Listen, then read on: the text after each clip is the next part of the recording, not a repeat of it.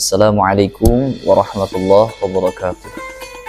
Alhamdulillah wassalatu wassalamu ala Rasulillah Sayyidina Muhammad ibn Abdullah wa ala alihi wa sahbihi wa man tabi'a hudah wa wala wa la hawla wa la quwwata illa billah, amma ba'du. Ma'asyiral muslimin yang dimuliakan oleh Allah Subhanahu wa taala, puji serta syukur kehadirat Allah Subhanahu wa taala.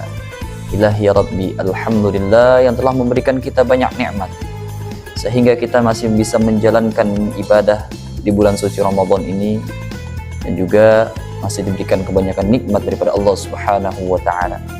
Dan juga salawat beserta salam tidak lupa kita hanturkan kepada junjungan kita baginda Nabi besar Muhammad sallallahu alaihi wa alihi wa sahbihi wasallam. Hadirin ma'asyiral muslimin dirahmati oleh Allah Subhanahu wa taala. Di dalam kitab Bidayatul Hidayah tentunya kita telah belajar begitu banyak tentang bagaimana tasawuf dan juga adab-adab masing-masing di dalam keseharian kita. Terutama di sini ada namanya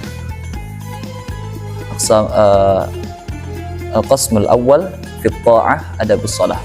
Dalam kitab ini dijelaskan bagaimana kita mau sholat harus apa aja yang harus kita siapin. Bagaimana kita mempersiapkan untuk menjalankan sholat 5 waktu. Dikatakan oleh Al-Imam Al-Ghazali dalam kitab ini, فَإِذَا فَرَغَتْ مِنْ طَهَرَةِ الْحَدَثِ.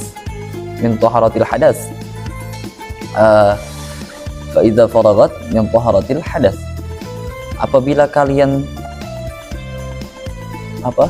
telah bersuci dari hadas, apabila kalian ingin melaksanakan sholat, bersucilah kalian daripada hadas.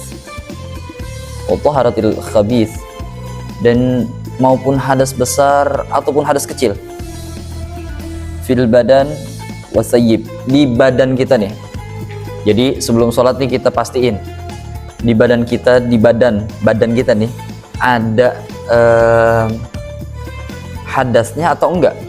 Takutnya, kekhawatiran kita ketika kita membuang air besar ataupun kita buang air kecil, di dekat kaki kita kah atau di tangan kita kah, itu ada sepercik hadas atau najasat atau najis. Ya. Di sini ditulis fil badan wasiyab, dan juga di baju kita. Jangan sampai di badan kita nggak ada tapi di baju kita ada. Nah, maka dari itu sebelum sholat harusnya kita perhatikan dulu badan kita. Nah, makanya sunnah untuk sholat itu mandi dulu untuk menghilangkan hadas misalkan. Dan juga sebelum sholat kita hendaknya berwudu, kita perhatiin wudu kita. Ampe lagi orang yang habis janabat, orang yang janabat. Nah itu harus diperhatikan dari sela-sela mukanya dia, dari sela-sela telinganya dia, dari sela-sela badannya dia, semuanya harus diperhatikan karena harus suci daripada hadas kecil maupun hadas besar. Ya. Dan juga di baju, jangan sampai baju kita terkena hadas kecil ataupun hadas besar. Ketika kita di jalan nyiprat air, kita tahunya itu air ada najisnya. Nah itu jangan sampai terjadi yang seperti itu. Maka dan juga jangan lupa wal makan. Di tempat kita sujud, di tempat kita bersujud, di tempat kita sholat, tempat kita beribadah, jangan sampai juga terkena najis. Kita harus harus perhatikan juga. Tapi insya Allah kita sholatnya sebagai umat muslim, khususnya pria atau laki-laki, sholatnya di masjid, di musola tuh nggak bakalan ada najis ataupun hadas insya Allah. Dan juga wa min satral aurat minas surah lirraqbah. Satra aurah, jadi kita harus menutup aurat dari pusar sampai bawah dengkul. Nah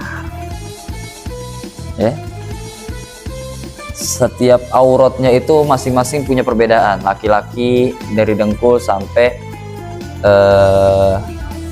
pusar, terus juga yang perempuan seluruh badannya dia menjadi aurat. Nah, ini yang harus kita perhatikan ketika kita mau sholat, karena kita mau menghadap Allah. Maka fastaqbil qiblatan. Maka kita setelah itu semuanya beres, kita menghadap ke kiblat. Kiblat udah bener apa belum nih? Kita lihat dulu. Tuh. Harusnya kita menghadap ke arah kiblat.